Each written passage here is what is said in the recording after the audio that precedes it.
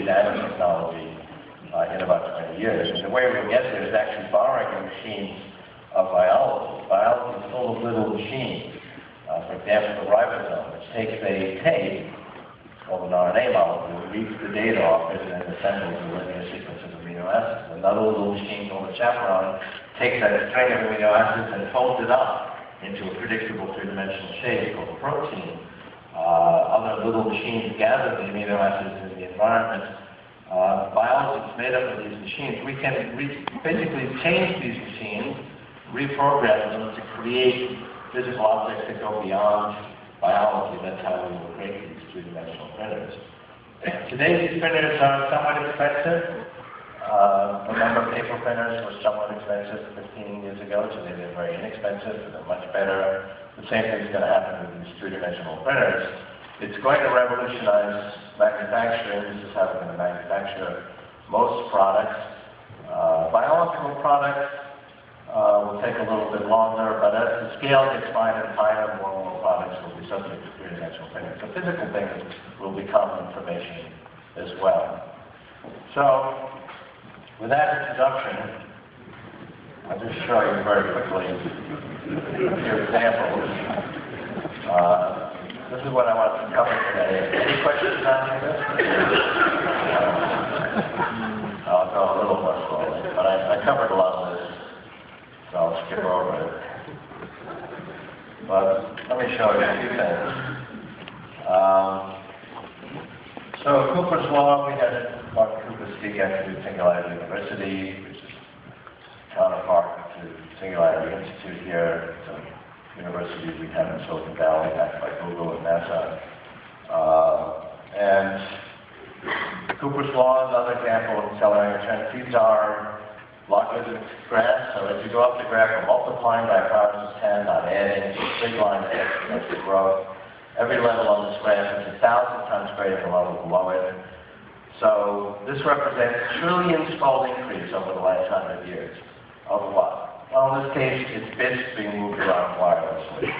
100 years ago, that was Morse code over AM radio. Today, it's 4G networks. But it's remarkable how smooth a progression that is. So here's the first graph I had, but I had it in 1980, and I had it in 81. And I continued the curve, and we've stayed remarkably right on that curve. It is remarkable how continuous this has been. One of the objections in Paul Allen's article is exponential growth continues until it doesn't. Well, that's true depending on what it is you're measuring. If you were measuring the power of vacuum tubes, the price performance of vacuum tubes, that continued exponentially. Every year they were shrinking the size of vacuum tubes, making them smaller and smaller. And that continued and continued until it hit a wall, and it stopped. So if you were looking at just that one paradigm, it continued until it didn't. But what happened is the crazy research pressure to create the next paradigm, the transistors came along, and the not-small tubes. It's a whole different approach, and continued this. Each strike here, you can see them are different technologies. Moore's Law was not the first, but the fifth paradigm to bring exponential growth to computing.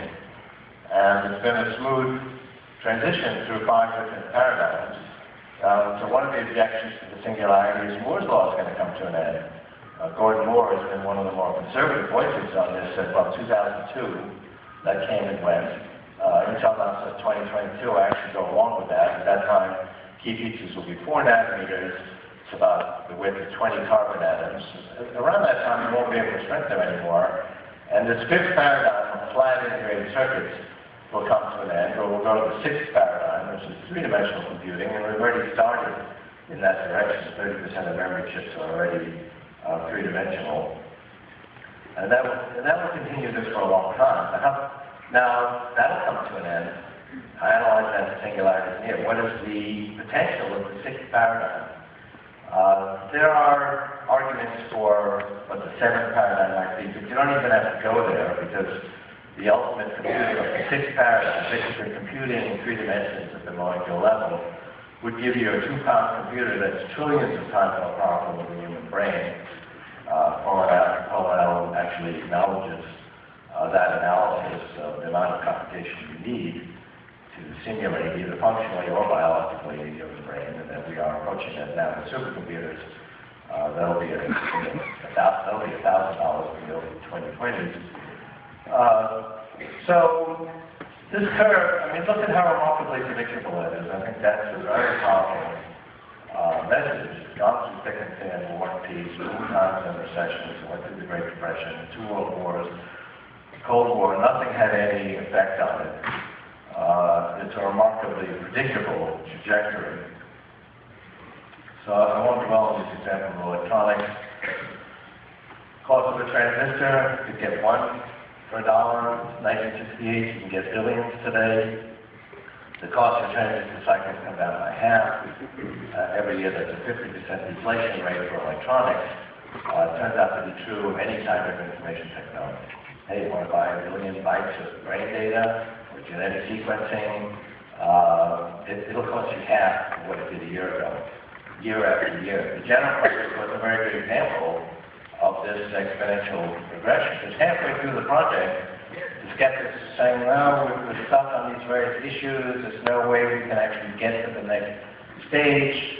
We've spent now 7 years on this 15-year project and we only finished 1% of the genome. My view is, that's right, we're almost done. 1% is only 7 doublings from 100%, and it's been doubling every year to continue, and that is exactly what happened. It's finished 7 years later, and biology continues to scale exponentially. And we more than make up for that 50% inflation rate. We've had 18% growth in every form of information technology for the last 50 years, despite the fact that you get twice as much each year at the same price. So biotechnology, I've alluded to that. I don't have time to detail that, but you can have whole conferences, and there are whole conferences on this issue. The exciting thing, though, is that biology and medicine and health have become information technologies. This is now in the research stage, but these technologies are growing exponentially. They will be 1 million times more powerful in less than 20 years. Communications, this is not moved along. These are different technologies, but they progress exponentially in the same way. Very democratizing. Here's that violin I talked about. It was actually printed out in a three-dimensional printer. And this is a very exciting emerging technology that ultimately will get into the nano range within a couple of decades. Time magazine had a cover story on the longer term trends and wanted to print that graph and said, hey, cover this computer that we actually talked about a few weeks ago. So I didn't actually know if it would be on the curve. I knew it wouldn't be above the curve because I've never seen that, but sometimes you have a special purpose computing where the money is on some other features, and so it's below the curve. But it's the last point down there, it's actually right off the curve. It's amazing how predictable a trajectory this has been. And this again hides the scale progress. Every level on this graph is 100,000 times greater than the level below it. So this is a trillion-fold increase in the amount of computation you get per dollar, a billion-fold just in size of student. So I've alluded to some of this issue. I'm writing a book called How the Mind Works and How to Build One, as I mentioned. And we are making exponential gains at every level. We're turning that data into working models and simulations. I mentioned that I had a debate with John Corrigan, and he had written this article with trillions of lines of code.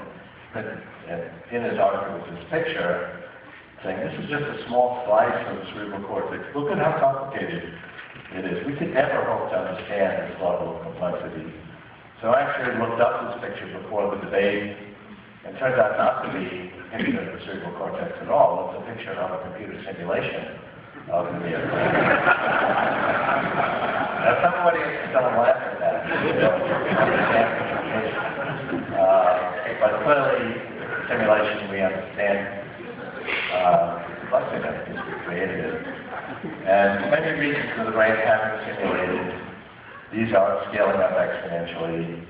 The proper approach, I mean, there's many different approaches to understanding the brain, and they're all balanced. and they give us insights. But the real goal is to understand the principles of operation. Then we can apply those principles of operation to our engineering principles to scale them up and leverage them. Consider how the subtle observation of Bernoulli's principle has been scaled up. We understand that there's slightly less air pressure over a moving curved surface than a flat surface. It's a scientific observation. So engineering came in, technology, and leveraged that and created the whole world of aviation. Similarly, as we understand the basic principles of human intelligence, we'll be able to scale them up and leverage them. We won't be limited to just a billion pattern recognition in the air cortex. We won't be limited to maybe a dozen levels of hierarchy in the conceptual hierarchy. We'll be able to go vastly beyond that and increase our thinking, and that's ultimately where we're headed, and that's the foundation of the singularity. So I want to leave some time for questions, so I'm going to just deal with one unrelated question, which is this a good thing or a bad thing?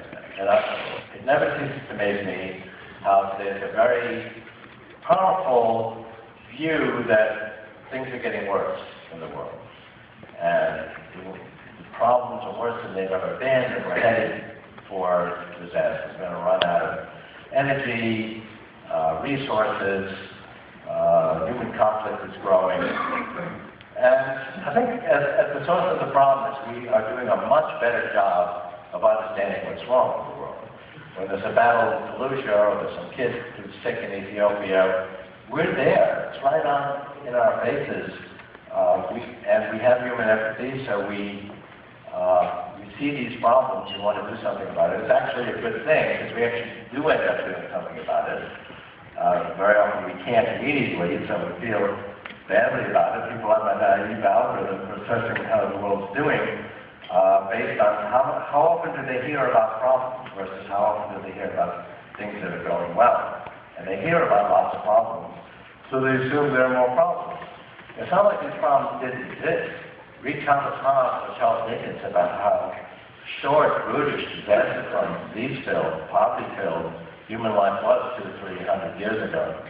But let's see how things went over the last 200 years, at least on two parameters: wealth of nations, which is on the x-axis on a logarithmic scale, and life expectancy on a linear scale on the y-axis. Those are countries. The big red circle is China. You might keep an eye out for China because it does some funny things. Income per person in today's dollars was hundreds of dollars per year in 1800. Life expectancy was in the 20s and 30s, depending on where you live. Average 37. And not much happened in the early 19th century. The Industrial Revolution was getting started. Some countries were making progress because they're the only ones participating. But as we get to the 20th century, in summer, you'll see a wind moving all of these countries towards the upper right-hand corner of the graph. There is a have-not divide that does not go away. Nonetheless, every country is affected, and the countries that are worst off in this process are far better off than the best countries at the beginning of this process. And this is actually picking up speed as more of the underlying phenomena become information technologies and are subject to exponential growth. Education, we are spending more on education. 10 times as much in constant dollars in K-12 per capita. We had 50,000 college students in 1870 in the United States. We have over 10 million today. The average number of years of schooling, there's a have-not divide, but the developed world and the developing world are both moving in the right direction. We've tripled the average number of years of schooling in the developing world, doubled it in the developed world over the last 50 years. So I'll leave it at that so we have time for some questions. I will say that the law of coloring in terms is alive and well. All the graphs on the singularity here we update annually, and they're all continuing to track. And if you measure the the fundamental underlying properties of information technology that progress exponentially. There's a strong theoretical reason for it. The empirical evidence, though, is the most impressive, and it is not affected by the kinds of events you might think about. People say, well, it must have slowed down during the recent recession. Not at all. It's quite remarkable how it's unaffected by world events. And that is the engine that gets us to a future world that will be transformed. I mean, just look at how different things are today than they were a few years ago. A few years ago, we didn't use social networks, wikis, blogs. A dozen years ago, most people didn't use search engines. That really sounds like ancient history. There's going to be far more change. The fact that the world's going to be, you know, if you look at the accumulated result of exponential change over a few decades, the results and the conclusions are quite remarkable. That is the essence of the singularity. Now, exactly what that means, is it good or bad? There's definitely both promise and peril. I think it's important for you to understand this issue, because it is only these exponentially growing information technologies that will have the scale to address the major challenges of humanity. And on the flip side, they introduce new dangers. There are answers to that as well, but we need to put a high social priority on keeping these technologies constructive. And lots of issues come up: privacy, protection of intellectual property, and I wouldn't present pat answers to any of those. These are proper issues to debate by groups like this one. Thank you very much.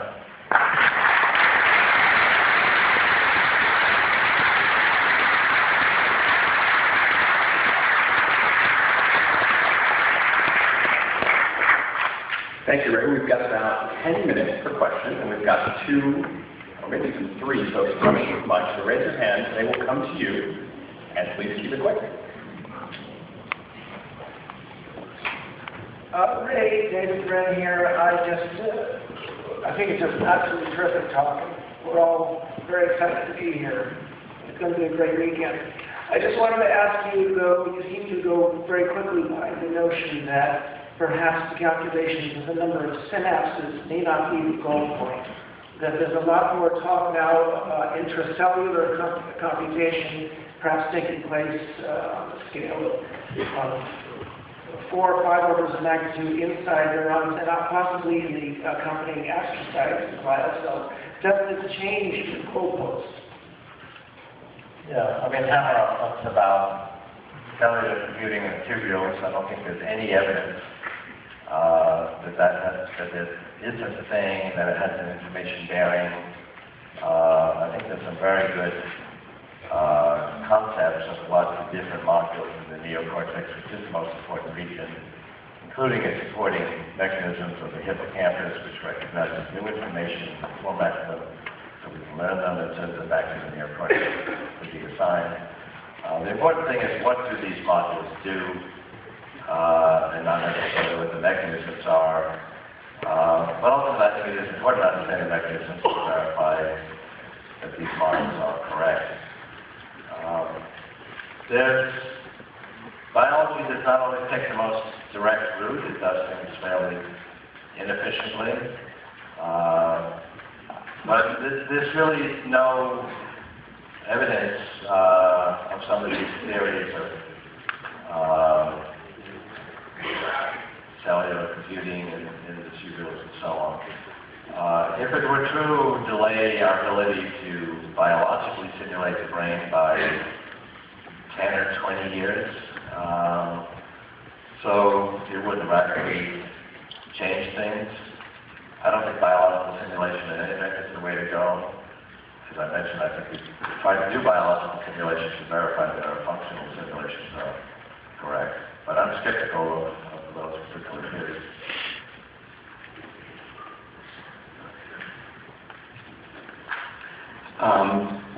I know you go to great extent in here. I don't know you go to great extent in your book describing the mechanisms and the technology behind reverse engineering the brain. And after reading Paul Allen's article, tried to rebutting the idea that that complexity can be achieved in the time frame that you expressed.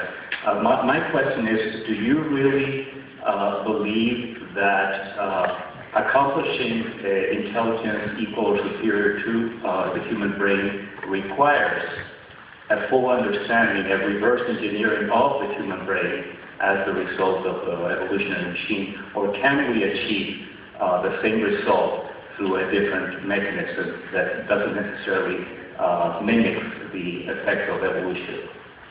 Well, it's a good question, and Paul Allen's article assumes that we do.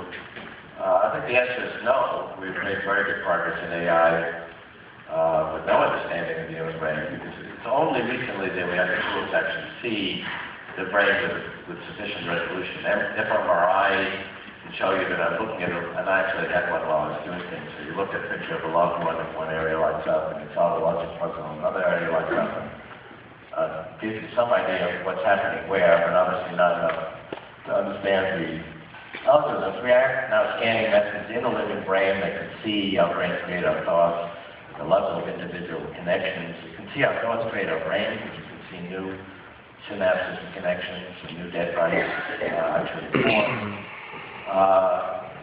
But no, I don't think we have to. We've achieved a lot of AI without it.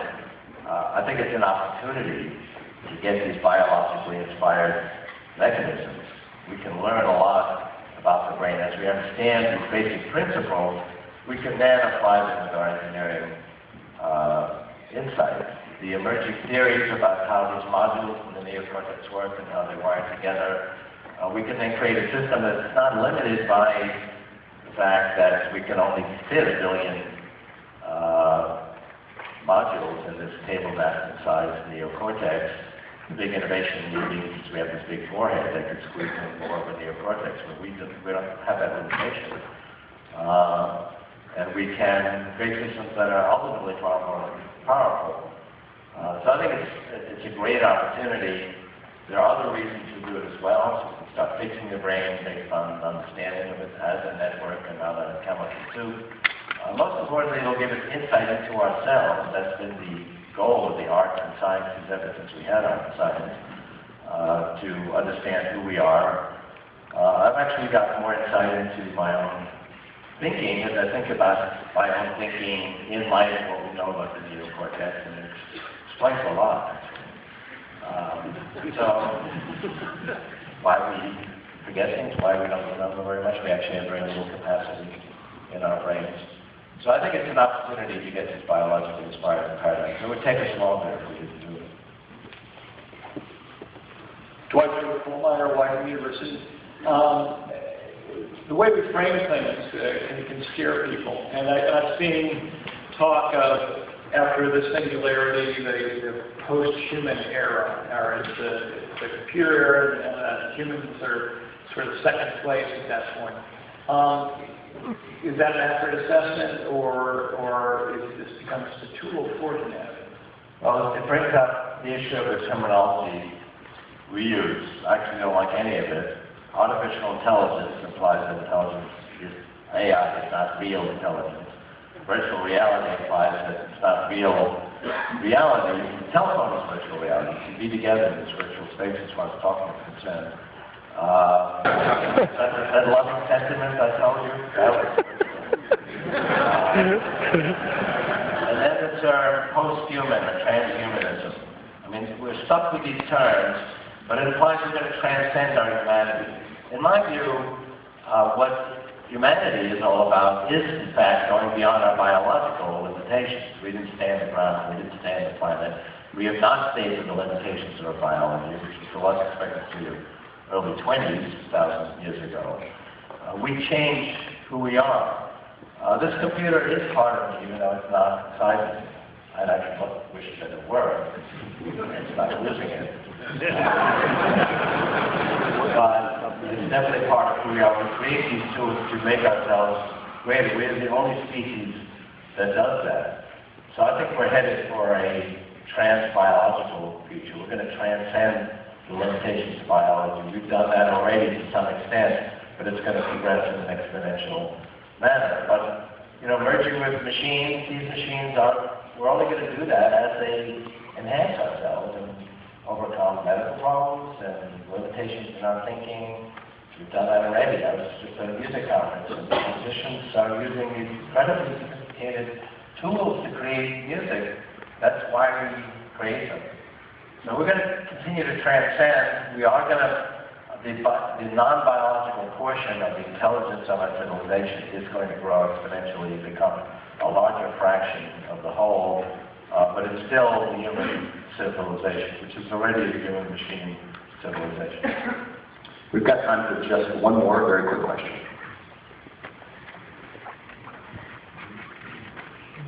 Perhaps accidentally on that university. I am very optimistic after hearing all that you have said, but there are certain areas which give me problems still. One is we have modulated our intelligence and our work through natural language, and try to solve many problems based on progress. But one is poverty. Global poverty, 50% of the people live on very small amounts of money and die very frequently, like 30,000 a day due to poverty. Will a friendly artificial intelligence be able to modulate our approach to the resolution of this problem, since we have had so much difficulty with it? Okay, I couldn't hear some of the words you were saying. Would a friendly artificial intelligence that will come in the future be able to help us with the resolution of the issue of poverty through our global political economy? We seem to invent all kinds of arguments as to why we should keep it in place. Okay, we brought up a couple of concepts. Friendly AI, that was coined by Eliezer Yudkowsky, who I think is here. And are we improving our overall global, political, social wisdom, either to keep up with the growing technology, or at least to take advantage of it? Friendly AI pertains to this promise versus peril issue that I alluded to quickly. That would bear a longer discussion than give in a minute.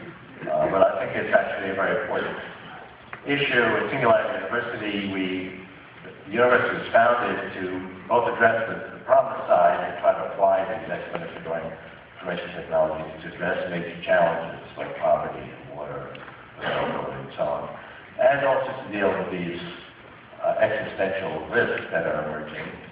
Biotechnology is a much nearer term one. Today, a biologist with a unsociable purpose could create a biological virus that was deadly or communicable and create a new bioweapon. There are things we can do about it. We need a rapid response system that can detect that and deactivate it, much like we have for software viruses, and that's a very quick answer. It's not a patent issue, but I do think we can deal with it. But in terms of your question, which is a very good one, is can we keep up with this? Do we have the wisdom? We see examples of this sort of decentralized communication we have doing both increasing our wisdom and decreasing it. You can certainly see Lynch model behavior on the internet. It's not hard to come up with examples, and there's a whole slew of books now that cite these examples. My view is that the wisdom of crowds is actually a more powerful phenomenon. I wrote in the 1980s in my first book, The Age of Intelligent Machining, that the Soviet Union, which was then going strong, would be swept away by the then emerging decentralized technology, which was really forms of email and teletype machines and fax machines. And people thought that was nuts, that the mighty Soviet Union would be swept away by a few teletype machines, but that is exactly what happened. And we can see the power today of social networks, of the power of people having information and knowledge is no longer centrally controlled. Virtually everyone in the world has access to this very powerful information. A kid in Africa with a smartphone has access to more information than the President of the United States did 15 years ago. I used that line at Google Zeitgeist last week, and then saw that Chelsea Clinton was in the audience. President, your father, man. I said, he did a good job anyway. I'm not sure he has a smartphone today. But it's very, very empowering technology. And it's not just political democracy. It enables innovation. So a kid in college who wanted a better way to meet girls can create a revolution, create Facebook. another couple of kids in a late night dorm room challenge created Google. We're going to see teenage kids doing this. In fact, there's a teenage girl who's a blogger, 15, that is now the power of the fashion industry with her blog. She started at 11. I mean, kids are becoming very powerful because the individual is empowered by this technology. And it does lead to the wisdom of crowds. And so it is changing, even though we are slow to change the rules, already you can see the profound impact of the blogosphere and the tweetosphere and all of the different online communication methods we have, Facebook, on opinion formation. It affects politics, it affects medicine. A woman walks in her doctor's office with a chronic disease, she's in touch with her peers around the world and probably knows more about that disease very, very well than her doctor. And patient groups are actually getting together and doing collaborative problem solving, and they're motivated to solve that problem, that disease. I think that's a much more powerful phenomenon than the lynch-mob behavior you see, but at every level we will see promise versus peril. But I think the whole move towards democracy, if you look over the last 1,000 years, has been empowered by the greater distribution of information. Starting with Gutenberg's invention, and then the telephone, and then the very powerful technologies we have today, it's empowered the individual and the collaborative. It's not the fourth collectivism that failed under communism, but the sort of self-organizing, collective problem-solving that's represented by the wisdom of crowds. Thank you very much.